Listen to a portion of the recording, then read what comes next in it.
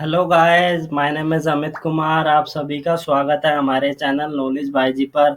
आज मैं आपके लिए एक न्यू वीडियो लेकर आया हूं जिसमें हम समझेंगे अग्रिम जमानत के बारे में, जिसे हम इंग्लिश में कहते हैं एंटीसिपेटरी बेल। तो गाइस, वीडियो स्टार्ट करने से पहले थोड़ा सा इंट्रोडक्शन देख लेते हैं अग्रिम जमानत के बारे में। जब किसी भी व्यक्ति को यह आशंका होती है कि उसे किसी पुलिस अधिकारी द्वारा गिरफ्तार किया जाएगा, तो वो व्यक्ति एंटीसिपेटरी बेल के लिए अप्लाई करता है, जिसे हम अग्रिम जमानत कहते हैं। सीआरपीसी की सेक्शन 438 के अंदर यह प्रोविज़न बताया गया है एंटीसिपेटरी का। जब किसी भी व्यक्ति को एंटीसिपेटरी बेल अप्लाई करते हैं तो बिना अरेस्ट के उसे रिलीज़ कर दिया जाता है। साथ ही जब कभी भी किसी व्यक्ति को एंटीसिपेटरी बेल ग्रांट की जाती है तो फॉलोइंग ग्राउंड इम्पोर्टेंट होते हैं, जैसे कि उसे बताना होगा कि वह नॉन वेलेबल ऑफेंस के लिए दोषी ठहराया गया है और रीजनेबल एप्रीहेंशन ऑफ अरेस्ट बताना होगा। कोई भी व्यक्ति anticipatory bail court of session या हाई कोर्ट में ही अप्लाई कर सकता है। अगर लिस्ट की बात करें तो पहले उसे कोर्ट ऑफ सेशन में अप्लाई करना होगा। अगर वहां पर उसकी एंटीसिपेटरी बेल को डिसअलाउ कर दिया जाता है तो फिर उसे हाई कोर्ट में अप्लाई करना होता है। जब कभी कोर्ट एंटीसिपेटरी बेल अलाउ कर देती है तो उसके बाद वो कुछ कंडीशन इम्पोज कर देती है, जो इम्पोर्टेंट होता है कि जिस व्यक्ति को एंटीसिपेटरी बेल प्रोवाइड की गई है वो उस कंडीशन को फॉलो करें। जैसे कि जब कभी भी इन्वेस्टिगेशन ऑफिसर द्वारा उस व्यक्ति को बुलाया जाएगा पुलिस स्टेशन में तो उसको हाजिर होना पड़ेगा। साथ ही उसे इन्वेस्टिगेशन ऑफिसर के साथ कोऑपरेट करना पड़ेगा। और जब तक कोर्ट की प्रोसीडिंग खत्म नहीं हो जाती वो देश छोड़कर नहीं जा सकता। तो गाइस, बिना किसी देरी के स्टार्ट करते हैं वीडियो को। चलते हैं स्क्रीन पर। What is anticipatory bail? अग्रिम जमानत क्या है? पहला पॉइंट है, सीआरपीसी की धारा 438 के तहत अग्रिम जमानत का प्रावधान है। There is a provision for anticipatory bail under section 438 of the CrPC. Second point आता है, भारत के कानून आयोग में अपनी 41वीं रिपोर्ट में इस प्रावधान की प्रक्रिया संहिता में शामिल करने की सिफारिश की। Law Commission of India, in its 41st report, recommended to incorporate this provision in this proceeding code. Third point आता है, यह प्रावधान किसी भी व्यक्ति को गैर जमानती अपराध करने के आरोप में गिरफ्तारी की प्रत्याशा में जमानत लेने की अनुमति देता है। This provision allow a person to seek bail in anticipation of an arrest on acquisition of having committed a non-bailable offense। Fourth point आता है, अग्रिम जमानत भरने पर विपक्षीय दल को जमानत आवेदन के बारे में सूचित किया जाता है और विपक्ष तब अदालत में जमानत की अर्जी दे सकता है। On filing anticipatory bail, the opposing party is notified about the bail application and the opposition can then contest the bail application in court। Fifth point है, अग्रिम जमानत एक व्यक्ति को जमानत पर रिहा करने की एक दिशा है जो व्यक्ति को गिरफ्तारी से पहले भी जारी किया जाता है। Anticipatory bail is a direction to release a person on bail issued even before the person is arrest. Six point आता है, यह केवल सत्र न्यायालय और उच्च न्यायालय द्वारा जारी किया जाता है। It is only the issued by the session court and the high court. अब गाइस, स्टार्ट करते हैं एलिजिबिलिटी को कि कब कोई व्यक्ति एंटीसिपेटरी बेल के लिए अप्लाई करता है। समझते हैं। जब कोई भी व्यक्ति यह आरोप लगाता है कि उसे झूठे या तुली के आरोप में उसे गिरफ्तार करने की कोई चाल है या किसी ने दुश्मनी के कारण ऐसा किया है या उसे डर है कि उसे उसके खिलाफ एक झूठा मुकदमे की संभावना है, तो उस स्थानांतरित करने का अधिकार है। गिरफ्तारी की स्थिति में जमानत देने के लिए सीआरपीसी की धारा 438 के तहत सत्र और उच्च न्यायालय उसे जमानत पर रिहा कर देगी या कर दिया जाएगा।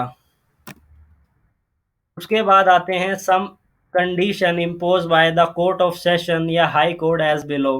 कोर्ट ऑफ सेशन और हाई कोर्ट के द्वारा जब एंटीसिपेटरी बेल को प्रोवाइड कर दिया जाता है तो कुछ कंडीशन इम्पोज करती है, कुछ शर्त लगा देती हैं। वो इस प्रकार हैं। पहली कंडीशन है a condition that the person shall make himself available for interrogation by the police officer as and when required. जब उस व्यक्ति की ज़रूरत होगी या जब पुलिस ऑफिसर द्वारा इंटरोगेशन की जाएगी तब उस व्यक्ति को वहां पर प्रेजेंट होना पड़ेगा।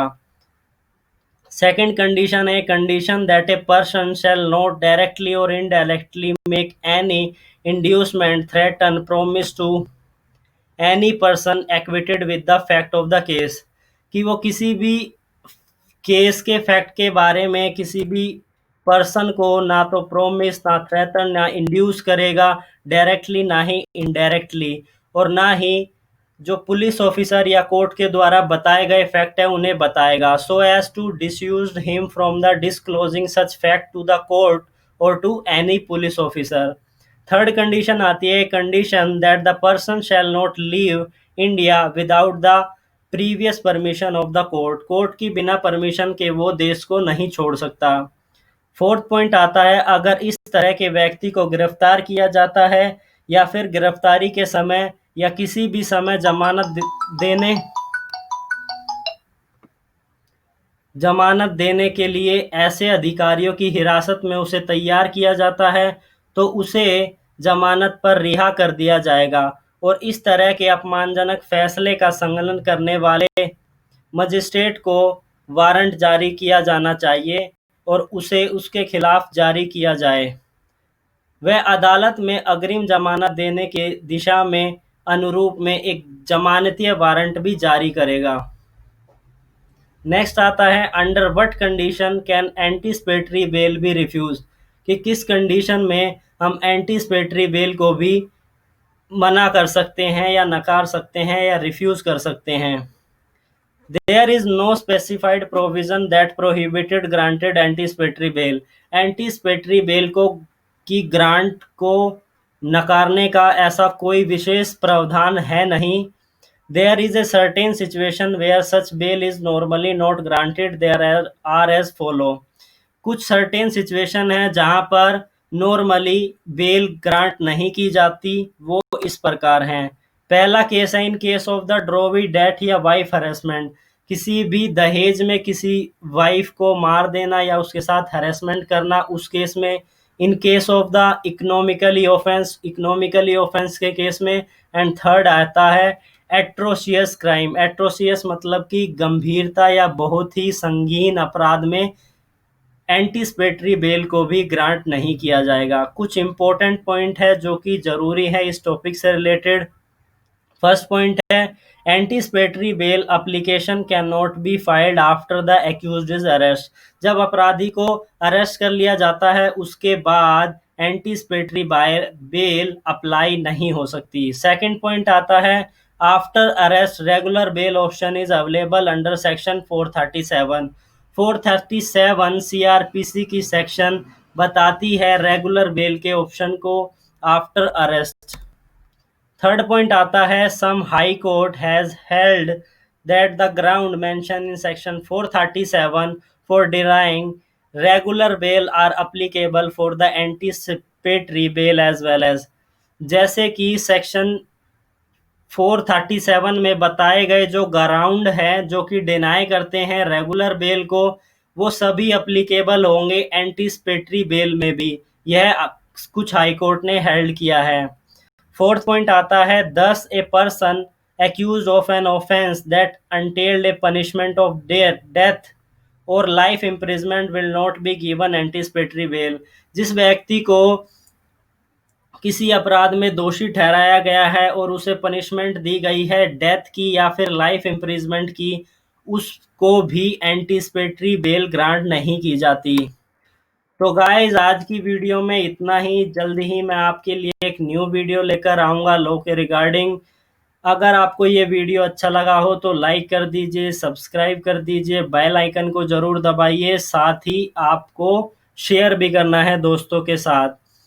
तो आज के लिए इतना ही, जल्दी ही मिलेंगे नेक्स्ट टॉपिक में।